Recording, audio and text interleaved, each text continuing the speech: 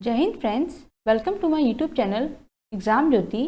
आज हम लोग 2019 का एमसीक्यूज डिस्कस करने वाले हैं आज के क्लास में। एंड चलिए शुरू करते हैं आज का क्लास। हमारा फर्स्ट क्वेश्चन है, for the world which seems to lie before us like a land of dreams is taken from a poem by. तो ये जो कोटेशन दी गई है ये कौन से पोएम से ली गई है एंड ये पोएम किसने लिखी है? Okay, we have to identify it and the options are Matthew Arnold, A L. Tennyson, John Keats, P B. Shelley. The right answer is Matthew Arnold. Arnold ji का ये पोएम है by Dover Beach. Fourth stanza का ये line है quotation, ठीक है। और ये दी गई है कौन से पोएम से? डोवर बीच, जो कि आर्नोल्ड जी ने लिखी है। ओके, नेक्स्ट आपको पता है आर्नोल्ड जी एक क्रिटिक्स है। ओके, उन्होंने रग्बी चैपल लिखा है, एलिजी, हाँ, थीसिस लिखा है, तो ये सब उनके इंपॉर्टेंट वर्क्स है, ठीक है। नेक्स्ट देखते हैं, Each of the following works by Thomas Hardy appeared anonymously in 1871. 1871 में उनका कौन सा हार्डी जी का वर्क आया था? इसमें से Satires of Circumstances, Under the Greenwood Tree, Disparate Remedies, none of the above. And the right answer is, and these are the options, Satires of Circumstances, Under the Greenwood Tree, Disparate Remedies, none of the above. So right answer will be Desperate Remedies. ये इनका बहुत important work है और ये कब आया था? 1871 में, ठीक है। हार्डी जी का वर्क है। Okay, next, which of the following work is not written by Kamala Das. Kamala Das ji का कौन सा वर्क इसमें से नहीं है? The descendant, old play house and other poems, summer in Calcutta, the unfinished man. The right answer is the unfinished man. The unfinished man जो है हमारे 1960 में आया था बाय निसिम एज़िकाइल। ओके, निसिम जी का वर्क है ये, बट ये बाकी के तीनों वर्क जो है हमारे कमला दास जी का है, ठीक है। एंड समर इन कलकत्ता आप सबको पता है 1965 में आया था, ठीक है। उसके बाद डिसेंडेंट आया था 1967 में। And after that the old play house and other poems, इन दोनों का कॉम्बिनेशन है जो कि ओल्ड प्ले हाउस है, ठीक है, जो कि मेल डोमिनेंट कलेक्शन है। ओके, तो ये है हमारा 1973। Okay, so these all are important works of Kamala Das, ठीक है। Next, a boy's will is written by. Boy's will किसने लिखी है? Robert Frost, Wolfe Whiteman, Faulkner, none of the above. The right answer is Robert Frost. Robert Frost जी का work है ये बॉयजविल, and ये publish कब हुआ था? 1913 में, ठीक है। चलिए देखते हैं नेक्स्ट क्वेश्चन। ये एक पोइट्री कलेक्शन है। Okay, this is poetry collection. Next, which of the following works is written by Ernest Hemingway. Hemingway ji का कौन सा वर्क है इसमें से? A fable, Across the Blackwater, Faista, none of the above. And the right answer is Faista. Faista जो है Hemingway ji का work है, बट ये जो है Across the Blackwater ये आनंद जी का है, मुल्कराज आनंद जी का। ओके, तो फाइस्टा वर्क जो है हमारा पब्लिश हुआ था 1926 में। ओके, ये हमारा वर्क एक्चुअली नाम क्या है? सन ऑल्सो राइजेस, ठीक है, सन ऑल्सो राइजेस, ये हमारा नॉवेल है। ओके, 1926 में आया था। It's written by Hemingway and इसमें बुल फाइटिंग के बारे में बताया जाता है, ठीक है। बुल फाइटिंग के बारे में इन्होंने दर्शाया है। एंड इसमें कैरेक्टर्स हैं ब्रेट एशली, ठीक है, मैं थोड़ा ब्रीफली दे रही हूँ कैरेक्टर्स। ब्रेट एशली हैं, नेक्स्ट जेक बॉन्ड्स है,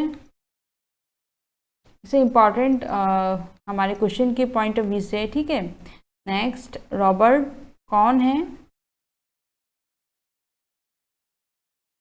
नेक्स्ट लेडी ब्रेट एशली है। Okay, lady Brett Ashley. Okay, next Pedro Romero. Okay, Pedro Romero, Bill Gorton, तो these are important characters. Okay, ऐसे तो ब्रेट एशली, जैक बॉन्ड्स के ऊपर question हैं, but बाकी के ऊपर इतना ज़्यादा क्वेश्चन नहीं आया है कैरेक्टर्स ऑन कैरेक्टर्स, ठीक है। बट स्टिल आप देख लीजिएगा, क्योंकि कुछ भी दे देंगे तो आप लोग एटलीस्ट कैच करने सकेंगे। ओके, तो these all are the characters of Fiesta, that is Sun Also Rises, जो कि एक नावल है और इसका दूसरा नाम क्या है? फाइस्टा, एंड ये 26 में पब्लिश हुआ था, ठीक है। And it's written by Hemingway. Next, the meaning of to give a wide berth, इसका मीनिंग क्या है? To give a wide berth, to keep one at a distance, to take under advantage, to know the real feeling, none of the above. तो to give a wide berth, इसका actual meaning क्या है? Avoid, avoid करना। तो avoid a person, okay, या फिर place. तो avoid करने मतलब क्या, अगर कोई ख़राब मूड में तो आप उससे दूरी बनाना चाहते हैं, ठीक है, तो आप इसलिए ऑप्शन नंबर ए हम कैच कर सकते हैं, to keep one at a distance, okay. तो answer will be to keep one at a distance, okay. And actually इसका मीनिंग क्या होगा? अवॉइड करना, okay. Next, Mulk Raj Anand is the recipient of, Anand ji को क्या मिला था? Padma Bhushan, Padma Shri, Yash Bharati, Padma Vibhushan. And as you know, Anand ji को मिला था पद्म भूषण इन 1968, ओके। 1968 में इनको मिला था पद्म भूषण एंड 1971 में मिला था इनको Sahitya Akademi award for morning face, okay. Morning face के लिए इनको मिला था Sahitya Akademi award, okay. Next, which of the following is an exact extract from William Faulkner's Nobel prize citation. Exact extract कौन सा होगा फॉकनर जी का? An authentic contribution to post-novel, powerful and unique contribution to the modern American novel, globalizing American novel, powerful and authentic output in American short fiction. And the right answer is powerful and unique contribution to the modern American novel. Faulkner ji को जो Nobel prize मिला था 1949, क्यों मिला था? Because उन्होंने American जो modern American novel का जो फील्ड है वहाँ पर उन्होंने बहुत अच्छा कंट्रीब्यूशन दिया था, ठीक है। नावल, बहुत अच्छे नॉवलिस्ट थे, अमेरिकन नॉवलिस्ट थे, और उन्होंने मॉडर्न टेक्निक यूज़ करते हुए लिखी थी। सो ही गिव पावरफुल कंट्रीब्यूशन, ठीक है, यूनिक कंट्रीब्यूशन, इसीलिए उन्हें नोबेल प्राइज़ मिला था। कब मिला था? 1949 में, ठीक है। किसको मिला था? William Faulkner, okay. Next, which of the following is not a closed drama. Closed drama मतलब क्या होता है एक्चुअली? जब कोई ड्रामा को जस्ट रीडर्स बुक में पढ़ते हैं ना, then it is closed drama. Actually क्या है, जो रीडर्स जब ओनली बुक में पढ़ते हैं तो दैट इज़ क्लोज्ड ड्रामा। अगर उस ड्रामा को परफॉर्मेंस नहीं दिया जाता है, नहीं किया जाता है सेट पे, that is called closed drama. और इस बार के टीजीटी एग्जाम में क्वेश्चन पूछा भी गया था, that what do you mean by closed drama, okay. तो क्लोज्ड ड्रामा क्या है? जब रीडर्स स्पेशली ओनली बुक्स में पढ़ेंगे, ठीक है, ड्रामास को, बट सेट में परफॉर्मेंस नहीं होता है, ठीक है, तब उसे क्या कहेंगे हम? Closed drama, okay. तो इसमें पूछा इसमें से कौन सा क्लोज्ड ड्रामा नहीं है? All for love, promises unbound, the dynast, Samson, Agonistes. And right answer is all for love. All for love जो है हमारे जॉन ड्राइडन जी का है, ठीक है, और ये एक क्लोज्ड ड्रामा नहीं है। नॉट पूछा है ना, तो हमें वो पता करना है that it is not a closed drama. बाकी सारे के सारे क्लोज्ड ड्रामा हैं, that means these are not performed on set, okay. Promises unbound, dynast, Samson Agonistes. Samson Agonistes जो वर्क है मीन्स ड्रामा है, जॉन मिल्टन जी का है, ठीक है, आप सबको पता ही होगा। Next, dynast as you know Hardy ji का है। अनबाउंड, थॉमस प्रॉमिसेस अनबाउंड जो पीबी शैली जी का है, ठीक है। And these are closed drama, okay. Next, among the following which doesn't consist of lines of iambic pentameter without rhyming. यानी without rhyming, rhyming नहीं रहेगा और उसमें एम्बिक पेंटामीटर में लिखा गया है, ठीक है। So that will be called what? Free verse, blank verse, heroic couplet, terza rhyme. Right answer is blank verse. Blank verse में क्या होता है? अगर राइमिंग नहीं देते हैं, ठीक है, तो ये हो गया हमारा ब्लैंक वर्स, ठीक है, ठीक है। तो राइमिंग जब एब्सेंस रहेगा तो वो फ्री वर्स रहेगा, और इसे हम क्या कहेंगे? Blank verse, okay. Next, there are some statements in reference with John Keats and his life. Find the correct option given below. John Keats के बारे में सेंटेंस दिया हुआ है एंड आपको आइडेंटिफाई करना है, ओके। तो इसमें वन ऑप्शन दिया हुआ है, सेकंड वाला नहीं है, ठीक है। John Keats is romantic in his relish of sensation, his feelings, his middle ages and Hellenish, okay. Again, next, his powerful lyric Love Redemption's Mercy is he develops a tribal theme, okay. Again, Ode to Autumn is not written by Keats.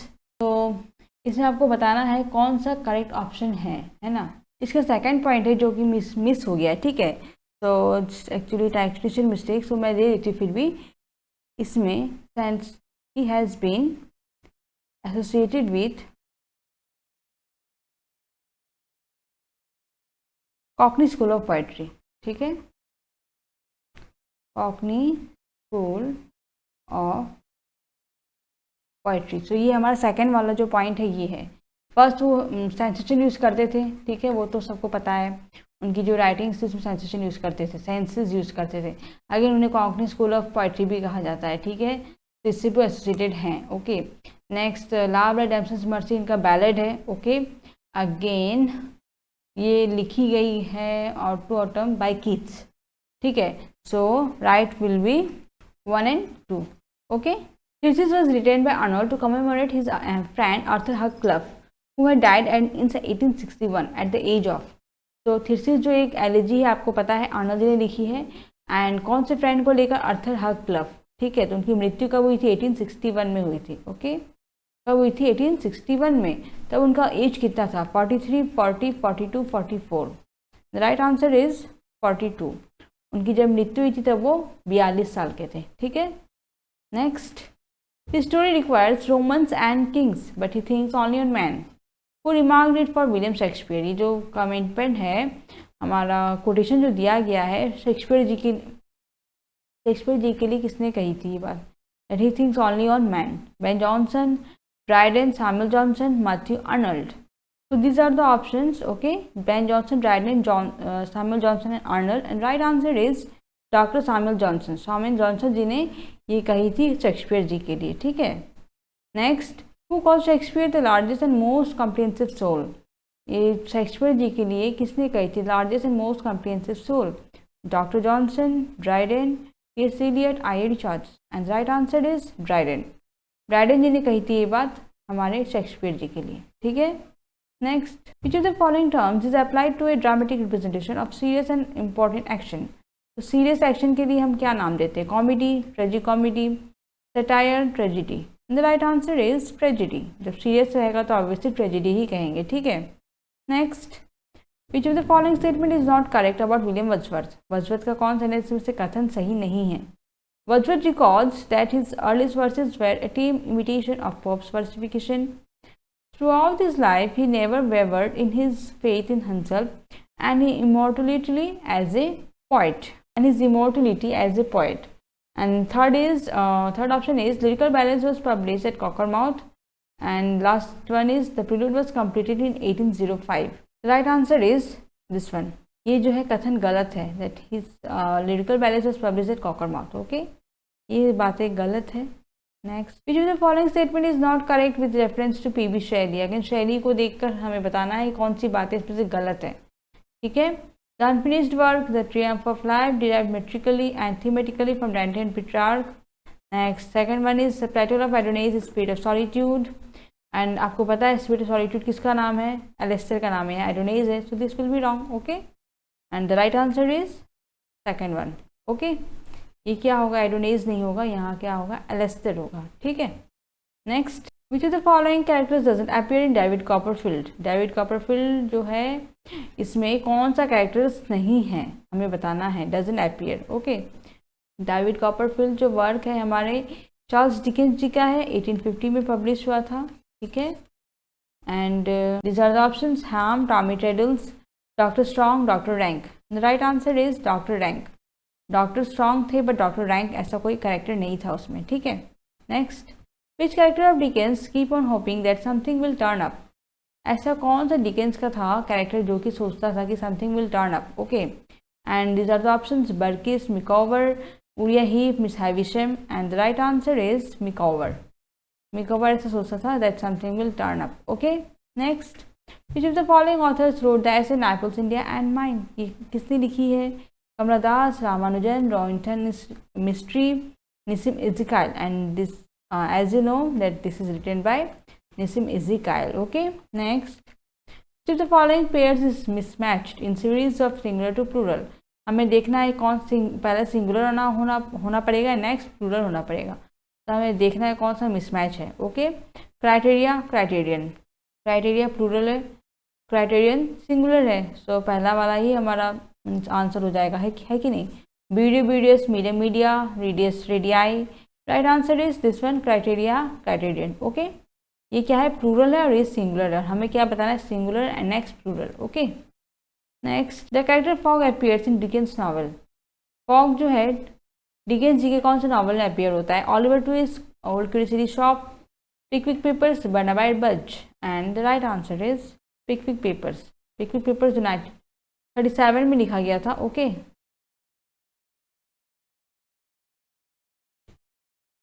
तो ये उनका Charles Dickens जी का work है, पिकविक paper, जो कि उनका पहला work है। ओके, एंड इसी में फॉग अपीयर होता है। Okay, next, which poem of Tennyson does start with heroic line courage he said and pointed towards the land? Morty the Earther, Ulysses, break, break, break, the Lotus Eaters. And the right answer is the Lotus Eaters. ये जो quotation है हमारे lotus eaters का है। Okay, जो कि Tennyson जी ने लिखी है। ठीक है, next, Tennyson was appointed the poet laureate in the year. Tennyson ji poet laureate कब अपॉइंट हुए थे? 1846, 50, 54, 58। And the right answer is 1850। 1850 में अपॉइंटमेंट हुआ था इनका as poet laureateship of England. Okay, after Wordsworth. ठीक है, next, John Dryden all for love is an example of. जो ड्राइडन जी का ऑल फॉर लव है, कैसा मीन्स कैसा प्ले है ये? Romantic comedy, heroic tragedy, history play, comedy of humours. Right answer is heroic tragedy. ये एक हीरोइक ट्रेजेडी है। ठीक है, next, who among the following said the child is father of man? ये किसने कही है? P B Shelley, Tennyson, John Keats, William Wordsworth. तो right answer is William Wordsworth. Child is the father of man जो कथन है हमारे William Wordsworth ji का है इन his work my heart lives up. Okay, next, which of the following periodicals brutally assailed Keats second volume of works published in 1818? तो 1818 में जो Keats का वर्क है उसे बहुत असॉल्ट किया गया था। ठीक है, तो कौन सा है वो, किसने किया था? Quarterly review, the bee, the Rambler, the Guardian, मतलब किसने बहुत क्रिटिसाइज किया था? And the right answer is quarterly review. 1818 में उनका एंडीमेन आया था। ओके, एंड उन्हें बहुत क्रिटिसाइज किया गया था by quarterly review. Okay, next, which of the following is written by Charles Lamb? Lamb ji का वर्क हमें आइडेंटिफाई करना है। And Liber Amoris, essays on man and manners, character of Shakespeare, Rosamund Gray. Lamb ji का पहला हमारा work था Rosamund grey, जिससे हमारा रोमांटिक पीरियड का शुरुआत हुआ था। Okay, that is 1798। ठीक है, एट द सेम टाइम हमारे चार्ल्स लैम्ब जी ने लिखा था Rosamund Gray, a tale of Rosamund Gray. इसमें उन्होंने अपनी रोमांटिक लव स्टोरी लिखी थी। ओके, जो कि अनसक्सेसफुल रही। ओके, तो वो उन्होंने मेंशन किया है। और at the same time Wordsworth ji ने लिखा था लिरिकल बैलेड्स। ओके, तो ये 1798 में ही हुआ था। ये हमारे वीडियो का अच्छा लास्ट क्वेश्चन है। आशा करते हैं आपको पसंद आया होगा। एंड अगर लाइक नहीं किया है तो लाइक कर दीजिएगा प्लीज़, एंड हमें सपोर्ट करिए सो दैट हम और अच्छे अच्छे वीडियोस आपको प्रोवाइड करें for your exam. And as you know, आपका एग्ज़ाम बहुत समीप है, सो अच्छे से पढ़िए। My best wishes are with you. And मैं यस एग्ज़ाम के समय आपको आफ्टर एग्ज़ाम मैं आपको लाइव आंसर कीज दूंगी, जो कि अनऑफिशियल रहेगा, but from my side I will provide you.